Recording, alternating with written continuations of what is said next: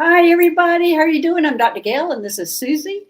Thanks for joining us today for all about aliens. And that's what we'll be talking about today. And I'm going to see who all has joined us here today. Hey, Kathleen Garrison. Hey, Seascape. Hey, Cheryl. Thanks for joining us today. And hey, Juno. Um, Thanks for joining us today. Today, I'm going to talk a little bit about the blue avians. Somebody in the last show had mentioned, and I didn't get to their question about the blue avians, and I thought, well, today might be a good day to talk about them a little bit. I'm not sure how many people know much about them. Hey, Spirit Detective. Hey, Lulu Bubble. Thanks for joining us today. So I'm going to start off with that. Hey, Diane G. Hey, Mary Laura. Thanks for joining us today, and we're going to be talking about aliens today. So the first thing I'm going to do is I'm going to talk about is the blue avians, and I pulled out of my Mystic Martian deck, the book. Oh, we just lost Susie. Susie's gone. The Mystic Martian deck, and I pulled out what they say about the blue avians. And I have my own personal book that I keep information on and what I come in contact. But here is the card that is on the blue avians, and so you can know kind of what they look like, and their appearance tend to be the blue avians are humanoid ETs. The humanoid ETs I'm describing is mainly the people that have a head, two arms, two legs. That's humanoid, and we tend to have the ETs that are in our universe are like that. So we are, tend to be connected. So they are, as I said, the blue avians are human ETs with bird-like features, and their origins are unclear, but they are here in this universe, mostly on spaceships. Now, they are very high dimensional, and they really don't like to incarnate in a human body because they are so high vibrational. Human bodies really contain them. And the people who have incarnated here on Earth tend to be ones that want to get out of the bodies. I want to get out of here. I don't want to stay here. But they bring a lot to us because they are here to help us ascend. And the Blue Avian's mission is largely to protect all of life and assist in the development of human ascension. Now, this is what I got out of the book. Now, I have my own book that whenever I meet ETs, which I got this big book that I have it on. So I pulled it out to see all the information that I had on them. And one of the things I said was they are tall. They're about 8 feet tall.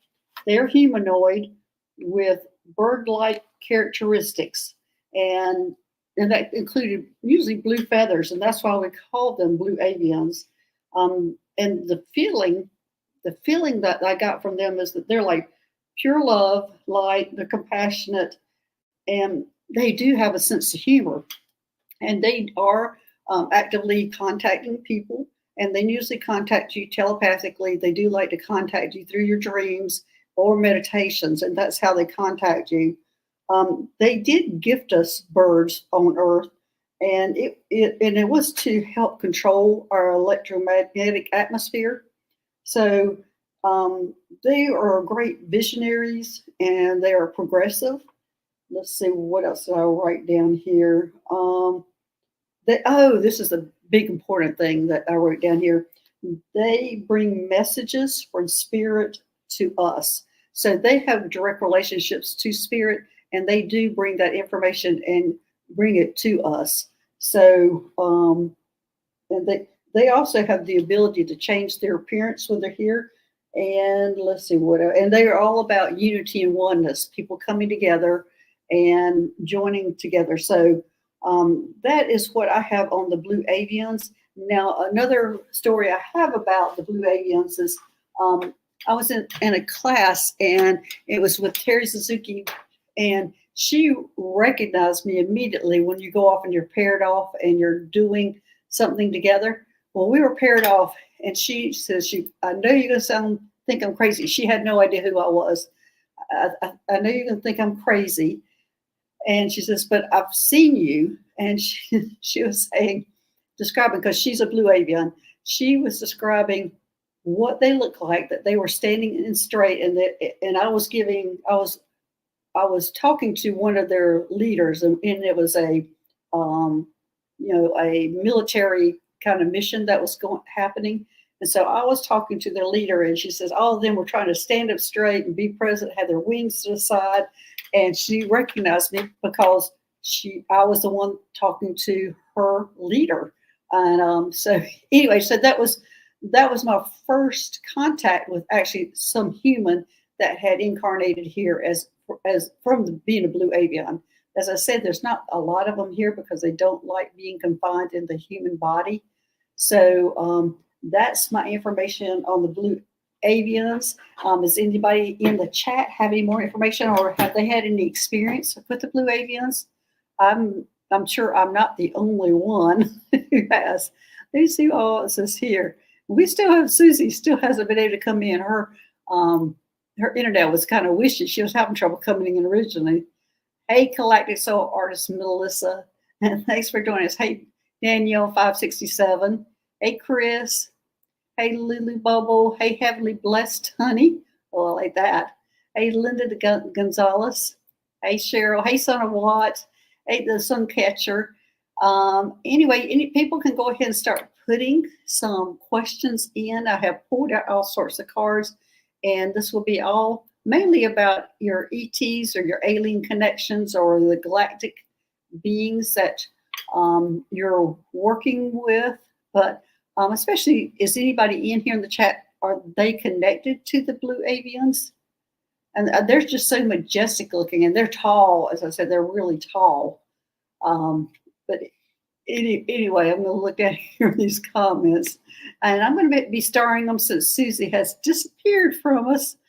So anyway, and I'm sure she's frustrated because she was frustrated trying to come on.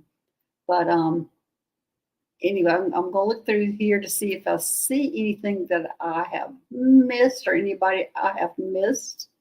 So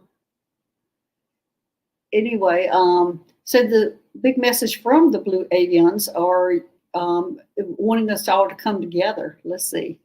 I've got some. I'm going to show this one. Can Spirit Detective, can I get a message from my main galactic guide? I'm not sure if I missed on there. Diana G, which planet are the blue avians from? They are not real sure because they're not from this universe. And when they are here, they're in spaceships. So there's not a real. They're not real sure because they're not from this universe. Susie's back. But they're not from this universe, and so when they come here, they're in spaceships, and also they're not always in a form, so they are able to connect with us telepathically in our dreams and everything. So they're not real sure, or I haven't heard, or they haven't told me when I work with them or come in contact with them. They do feel like they're almost like a really high angelic realm. So they don't have, I don't think they, well, if they do, I don't know about the universe they might come from. But all right, Spirit Detective, can I get a message from a main galactic guide? Thanks. Let me see what I'm going to pull. I pulled the since we're doing blade avians, I pulled out my Divine Feathers messenger. So let me see what we've got here. And these are cards that I like, and they have great messages. And as I said, the blue avians just feel like they're so angelic, that feeling about them. Let me pull a card out here for you. And I got Flicker, and this, let's see if you can see that. And here is the feather that I have, and it says, new rhythms are coming into your life now. You are encouraged to trust and adapt. Well, that could be a card for everybody with all this new energy and lights and everything coming in. But I'm going to look in the book on that about the flicker. I don't even know. Don't even know that bird, the flicker. I'm sure they must be in a different part of the country. Does anybody have those in their area? Okay. The flicker is a member of the woodpecker family. I didn't know that. We have a lot of woodpeckers around here, red-headed woodpeckers. And the message is The divine flicker is the master drummer bringing awareness to what now is growing, moving, and beating a new path in your life. So there you go, Spirit Detective. You are growing and you're developing a new path in your life. And the affirmation to this is I trust in the infinite rhythms and flow of life. So if you're questioning what's going on with you or what's happening, just trust it, Spirit Detective, because you are changing. A lot of people are changing. All this energy that's coming in is changing us. And so just be trusting of it is in your best interest. And you might not be feeling good while this is going on, but it is in your best interest. Okay. Oh, you've got some questions. Sissy, your internet really is sketchy, isn't it? Yes, it is. I Like during the show. was saying you're having trouble coming in the beginning, and then all of a sudden you disappear. So, That's all that's right. got a whole bunch of questions for you. Okay. Okay. Are you ready for the next one? Yeah, I'm ready for the next one. There we Go go. ahead. From Lulu, do you know about the inner Earth ant people? Oh, boy. Good question, Lulu. I'm not real sure how to really answer about the inner Earth ant people, but the ant people, they're. I have been an ant person. That's why I'm kind of stumbling, Lulu. Is actually I have been where I that was a real important lifetime of mine because that's where I learned skills as a leader. And when I was going into the ant people, I was being pushed to go up and speak in front of them. I'm going, oh, no, I'm not going to talk. I'm not going to get up here and talk. Um, but that was an important lifetime of mine, of the ant people. But let me look at my book about in the Mystic Martian book and see what they have about the ant people. I know they're intelligent, and the main ones I have seen, I'm not sure if there's different colors, but the ones I have seen um, are black or black ants. Well, I'm looking around for my book.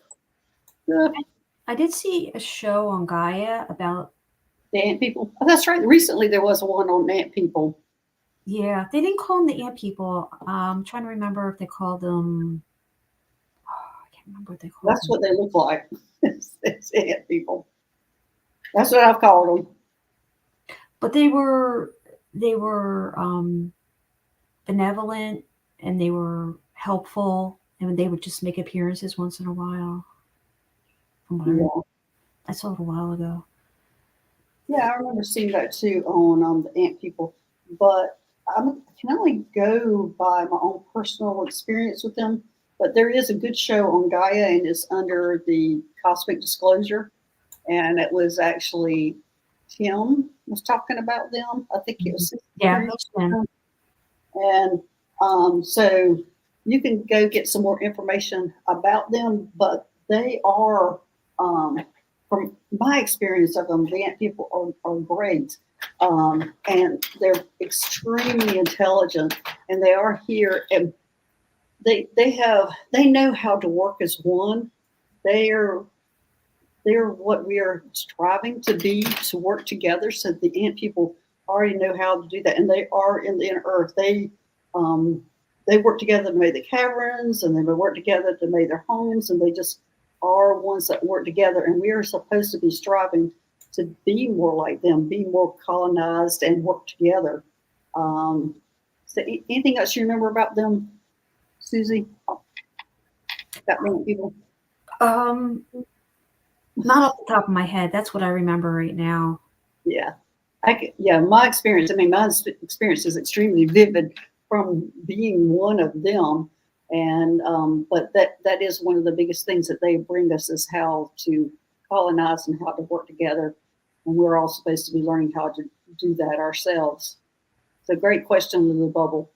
Maybe next show I'll do that, research more on that and talk about them more. Okay. All right. Next. Okay, Diane. Which planet are the blue avians from? Oh, that's the one I poured out and Oh, answered. you did. Okay. Yeah, I'm not sure. I don't think they're even in this universe. And as I said, they travel in spaceships mainly, and they do sit up and protect us and are kind of watching over us. So I don't think they come to this universe, and they're such a high um, vibrational being that I don't even know that they fully function in a body. They might not even have a physical form where they're originally from. Okay, all right, next. Okay, Chris, do you think I am a Lyran starseed? I received a message. Um, let's see. Yes, you are. Yes, Chris, you are a Lyran starseed, or your Lyrans are your original family. Is what I'm getting. It's more than just a starseed. You are truly related to them, and they're getting a huge yes on this. So yeah, that is your star family, Chris. So if you're getting a message from them, that's probably your family you're getting a message from, and that's great that you contacted them. Yay, contacted with your family. Okay, all right, next. Okay, Cheryl, how do we know if we have a negative implant? If we do, how do we remove it? Can the aliens help us with the removal? Well, Cheryl, and usually a negative implant, people present with depression, negative thoughts, and usually the negative implants will be put into a gifted person who they're trying to not let their gifts come out. So usually it's somebody who's expressed is depression, and a lot of times depression leads to anger outbursts and sometimes suicidal thoughts. And that's the kind of person that we would question if they have an implant, if they've been trying everything they can think of to raise their vibration and it seems to be impossible, then that can be a negative implant. And who can remove that? There's quite a few people. That's one of the things I did a lot a few years ago. Mary has taken over a lot of that part for me, which she's at the Rustic Raven. She's doing a lot of those negative implants. But there's a lot of people who can remove those negative implants. And for me, when I did remove them, a lot of times I did have to take them up on a spaceship and have some ETs help me remove it. So there's different ways. Some are easier than the others. And I did a whole show with Mary where she was interviewing me a few weeks ago. If you want to go check out her channel, Earth and Star, we did talk a little bit about the implants and the negative implants. So if you want to check it out, but if you're questioning if you have one, then you can contact me at drgailstarseed@gmail.com, or you can contact Mary at the Rustic Raven, and we can check and see if you have one, or if somebody you know that has one. But so there you go, Cheryl. Okay, all right, next. Okay, Linda, any information about my guides and connections, please? Okay, you need information about my guides and connection. Um, can you be a little more specific about that, Linda? Are you asking um, who your guides are, or are you asking what your connect? I'm not exactly sure if you already know who your guides are, or if you're asking about your guys. Can you be a little more? If I don't ask the right question, I don't give the correct answer. Is only why I'm asking Linda. So I'm just kind of pinpointing exactly what you're wanting to ask. You think you have a connection to the Hathors. Is that true? Oh, well, thank you, Linda. Um, let's see, do you have a connection to Hathors? I'm getting a no on that, Linda. That would be great to have a connection to them, but I'm not getting. But what I am getting is you do have a connection to water and to a water planet. We see this is Sirius B. Yes, Sirius B is actually who you have the connection with, and that is a water planet. And It looks like, I'm not sure if you live near the water, Linda, but you have a strong connection to the water, to the ocean. And Series B is where you are mainly connected to. Do you have any more questions about that, Linda? Okay. Okay. All right. Next. Okay, Kathleen Garrison. Do I have hybrid children who visit me often and support me? I want them to know I love and feel them with me. Okay. All right. Let me see. Kathleen, if you have hybrid children. I'm getting no, you don't have hybrid children, but you are connected with the ETs, and they are around you, and they are supporting you. And it looks like it is. Um, I think it's the Palladians.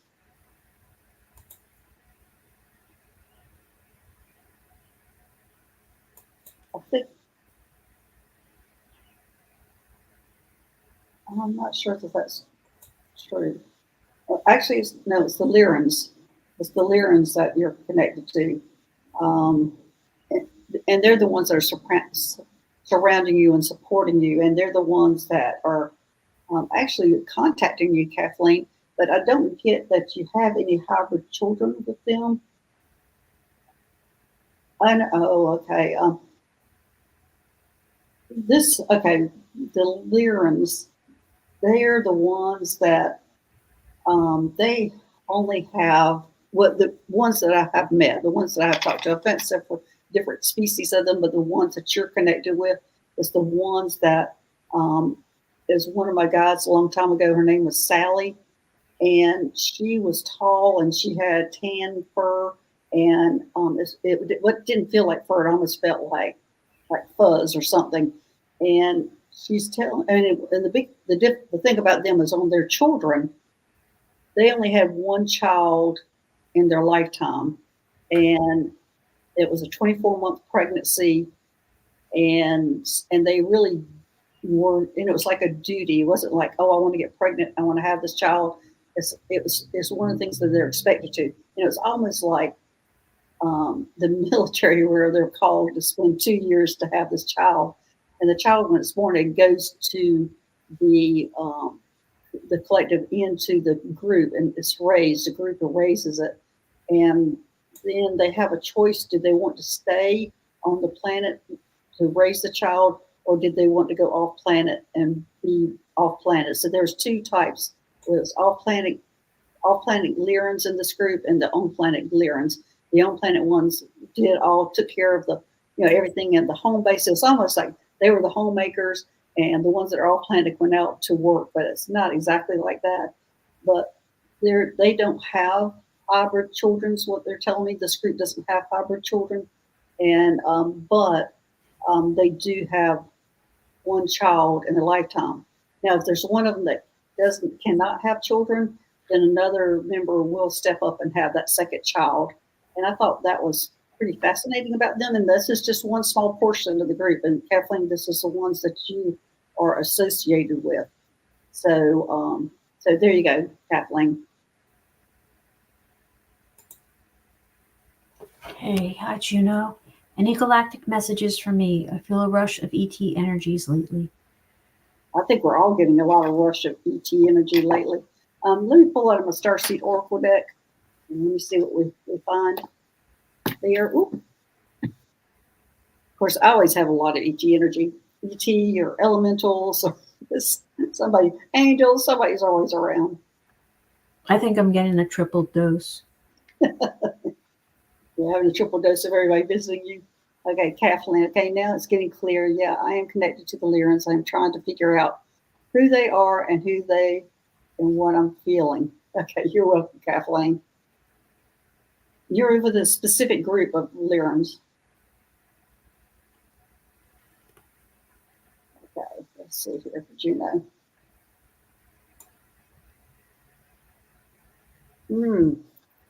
I've got that I'm sorry card. And so you got two people kneeling down here. And it's saying, defenselessness, righting past wrongs, uprooting.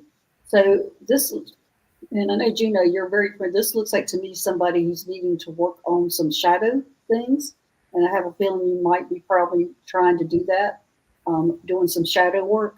And a big part of it is not necessarily you're sorry, is that some of the wrongs that were done to you, maybe in childhood, are being righted, and that this is what you need to work on, some shadow work going in and taking care of some of that past childhood trauma or past life trauma.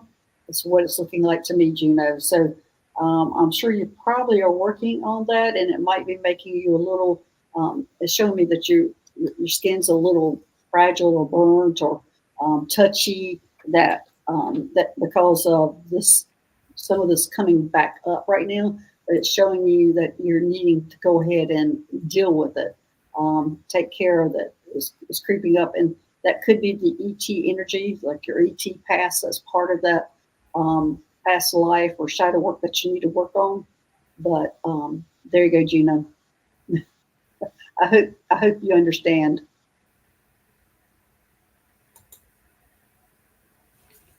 Okay, Heavenly Blessed Honey. I think that's Sonia. From Palladians, does that have anything to do with me loving sweets as they love sweet coffee at Starbucks? Well, I wonder what my excuse is. I like sweets too. But let me see. And having honey at the end of your name um, is because of the Palladian background. Is that her sweet? No, no, that's not your connection with the sweets and the Palladians. But it is um, a, it is kind of a past life or they're showing me like a domino effect, like this has just been your family's thing, like liking sweets, or it's a domino, like they're showing me all the people falling down, sweet, sweet, sweet, sweet, sweet. So they like sweets. It's like it's in your genes that you like sweets, but it's not necessarily the Palladians. It's more of a human trait that the loving the sweets. But I'm with you. I'm the sweets person too. Um, I'm seeing more that it's more of the human development than it is from the Palladians.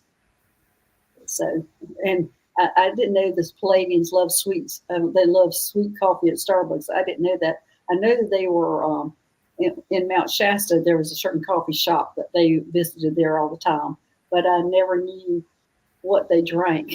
So next time I go to Mount Shasta, I'm going to check out what they're ordering. If they're ordering sweet coffee. So okay, all right, next. Okay, the sun catcher. I haven't felt my alien guides around me. Is there a reason? Hmm. Some catchers sometimes when guides or ETs or whatever back up, and it's mainly that they just back up, is that you're going through some huge transformation. And imagine that's what's going on with you. That you're going through some huge transformation, and they'll back up while you're going through this. And I'm getting a yes on that. That's what's going on with you, and it'll be probably they're telling me a few weeks before they step back up. But I'm not sure what the reason is on that, why they step back when we're going through these big changes. I'm not sure um, about that energy, because what they're showing me is that when a human is going through this transformation, they've got all this energy coming off of them all over the place. So they step back, waiting for that energy to calm down before they take a step forward. I'm not real sure why they do that, but they do. And maybe it's their energy's too much when that's happening. Let's see if that's it. If it's just a combination of the energy that you're getting and their energy is too much for you. And I'm getting a yes on that. I'm getting a yes that is too much for your human body to have that going on with you, and then for them to be stepping right there in front of you or with you. Is that it's a they're stepping back to let that energy absorb you, let you take care of that energy, and but I didn't know that either, sun catchers, but it does make sense that it would be a lot of energy between your guys and the transformation that you're going through. But they will be back. Don't worry, they'll be back. Okay, next.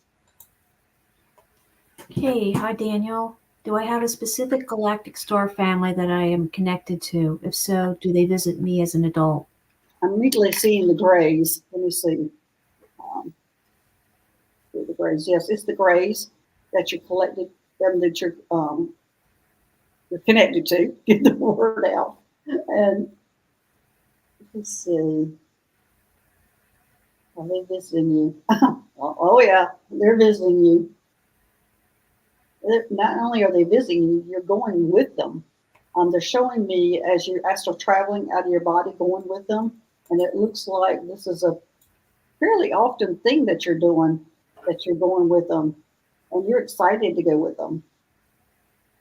So it's the grace that you're connected to, and you're excited about going with them, and you go very frequently. And they're just showing me that you're going, like when you're sleeping, you're going out of your body and going out and visiting with them, going with them, just willingly going, excited to go.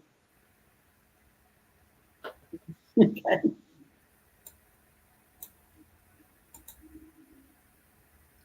Hey, Hypnicity. What star family do I belong to?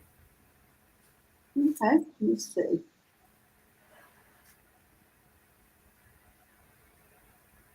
It looks like this is the Arcturians. Yeah, I'm getting a big yes on that. It's the Arcturians. Um, yeah, that's who you're connected to. So there you go. Arcturians ethnicity. Okay, next. Hey, Karen. What star family did I come from? Karen. Hey, Karen. Star family came from. Let me see.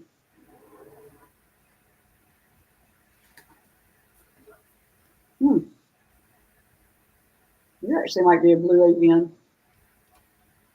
And I'm getting a big yes on that. There's not many of you around, Karen, the blue avians.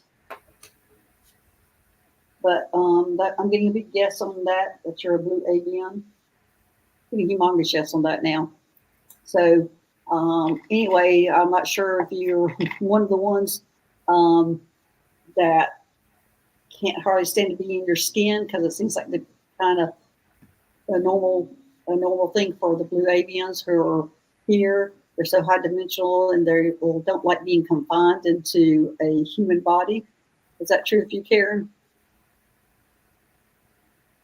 Or are you just fine in the human body? Okay.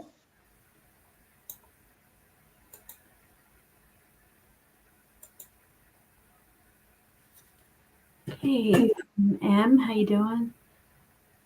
My new guide Walter feels angelic. I believe he is a feline ET. Does this sound right to you? Okay.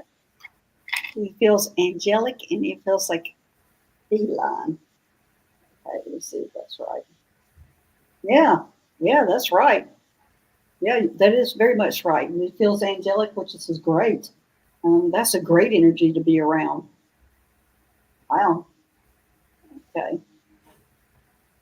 I'm looking at heavenly body, blessed honey, heavenly blessed honey. Yes, Sterling was talking about it before.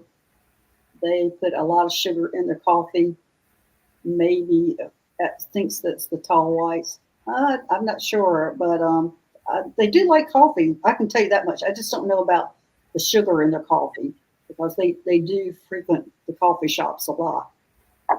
But I'll pay attention next time. Okay. Okay, Isabel, can you please tell me who my guides are? Who your guides are.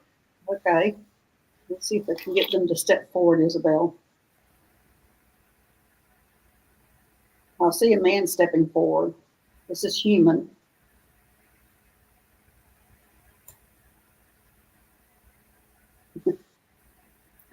He's stepping forth like I'm stepping to attention.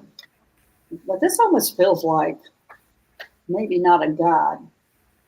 This almost feels like a brotherly feeling. think of this as family, Isabel, that is stepping forward. Let's see if this is family. Yeah, this is family. Let's see if I can. Well, let me see why he stepped forward so quickly first. See if he has a message.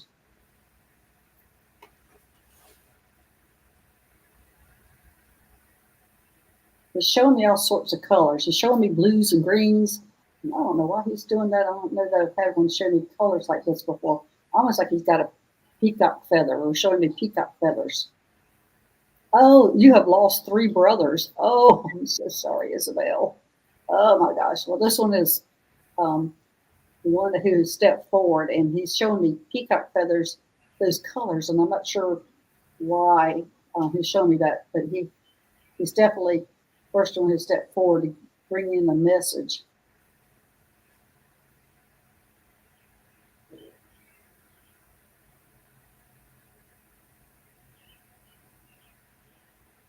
He's saying, take flight. Take flight. Whatever you're trying to do, Isabel, are you on some kind of new adventure? And he's giving you an affirmation of take flight, go ahead and go with it. Because that's what it's like this peacock colors that he's showing me. I don't know if those are your favorite colors or what it is, but then he's saying take flight. So I don't know what journey you're on, or he's showing that you're holding back on something that, and this is what he's showing me, Isabel. And you're saying not really. It's showing me that it's almost like a veil that's over you, that a veil that's stopping you from something. Maybe it's the metaphysical world. Let me see if it's the metaphysical world. Why he would be showing me peacock stuff, peacock colors. It's the metaphysical world. Yeah, it is spiritual. It's a metaphysical world. I'm getting a big yes on that. And let me see. Okay, all right. So what he's saying, that's the veil. The veil is all over your body, and he wants you to pull that veil off and connect. You can connect to him, and he will help you. That's why he's stepping forward and taking flight. There we go. Okay, he is going to be your guide to help you through the spiritual process. He is a person. Now, my dad stepped forward to help me on my journey. He's the one who's stepping forward to help you on this journey, the spiritual, to remove that veil, remove that third eye veil, remove that crown chakra veil, to open you up to the spiritual world. He will help you. He is there to assist you through all this. And he says, call on him to help him. And I'm not sure which order this is, of which brother this is, but he's the one with the strongest passion or the strongest energy, that he's the one that stepped forward so strongly, and like nobody else is stepping forward. I've got to get this message out there. So anyway, he is the one that's going to help you. And the peacock colors, the peacock feathers, I'm thinking this is just dealing with the metaphysical world, helping you take flight into the metaphysical world. So he's there to help you. And that's great. That's great. As strong of energy that he has, he is going to help you hold your hand through this whole journey. So Isabel, hold on to your seat. You're ready to go. And whenever we do a healing show, or we do the Slayer's Healing Center, come back and we'll make sure that your crown chakra and your third eye is open. But I feel like you have a veil on it, and he's going to help pull this off and let you go. He will be there to help you with this. So there you go, Isabel. He seems like a sweet guy. Okay, Mary, please, a reading about 7 guards that stand in a semicircle behind me, who I love them, and they have been showing up in my aura photos. Wow. The 7 guards. Let's see. The stand in a semicircle behind you. Okay. Let's see. If that's your family standing behind you. Is your family standing behind you?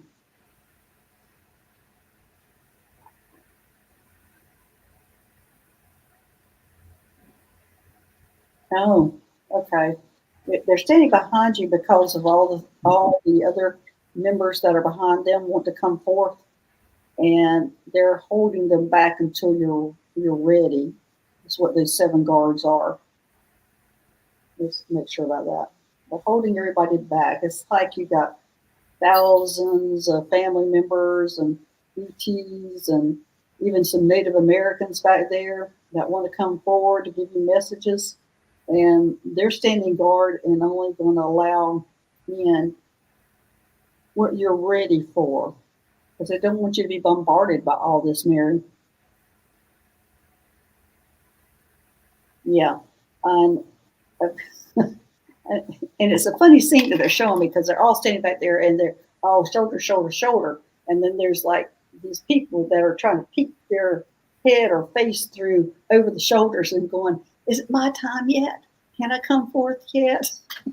So, but they're not ready. Only when you're ready that they will let some of them through, or when they think that you're ready, they're going to let some through. But it's going to be everything. It's Native Americans, it's ETs, it's your family, but they're holding them all back. There's even an angel there. I see an angel there too, but they're just holding them back until you're ready. And I don't think it's going to be long before you're ready, Mary, but it'll be. They're just not going to let you be bombarded with all of them at one time, all at the same time. They're going to let one come through one at a time to meet you and assist you.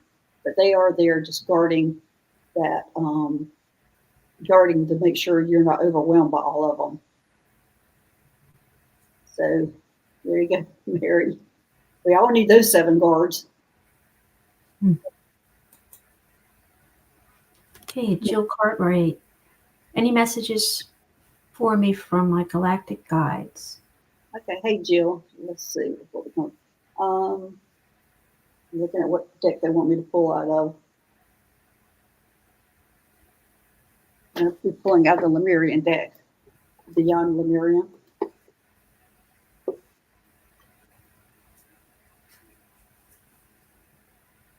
Let's see here.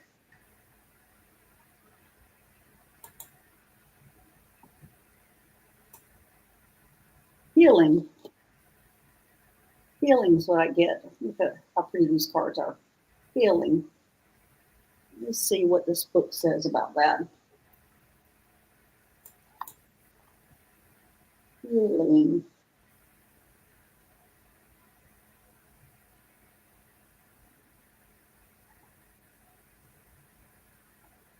If I find it. Okay, healing. Okay, energy, rebalance, energetic awareness, healing yourself and others. That's what I was wondering, Jill, as I didn't know, I wasn't quite getting clear if you were healing yourself or if you're healing others. So let me get more into that. It's talking about the chakra system and your unique innate ability to heal, color vibration, and soul sovereignty, auras, and the meridian system, aligning to the highest good and optimal health. I think this is more self-healing that you're supposed to be doing, Jill, is what I'm getting, but they're coming in. They're wanting you to work on your chakra system. I don't know if you're doing some meditations for that chakra or if you're doing anything for that. Let's see. You do need some healing. I'm trying to heal others. Right. The healers are the worst for not taking care of themselves. So you'll take a break and stop and heal, take care of yourself. It's your chakras right now, your personal chakras that are suffering. So take some time and do some meditation for your own healing. And here's another message from that. It says, extend the margins of your own awareness. Revisit the situation in question and focus on your healing. So this is big time, Jill, take care of yourself.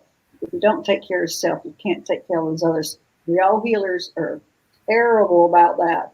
So, and then sometimes it takes us knocking us down to make sure we take care of ourselves. Don't let it get to that point, and do work on your chakras. And meditation is the best way to do it. But it just looks like to me that's really what they're wanting you to do. Take care of yourself. So there you go, Jill. Well, I think I'm going to ask the next question. Okay, good. I was getting ready to say I was going to need to go ahead and end the show early, but it's perfect. So I've got something I need to do. I'm sorry I'm going to have to go and leave, but everybody, thanks for joining us today. Thanks, moderators. Thanks, Susie. And we will be back again Saturday with Terry on the show. So anyway, thanks, everybody. We'll see you later. All right. Bye-bye.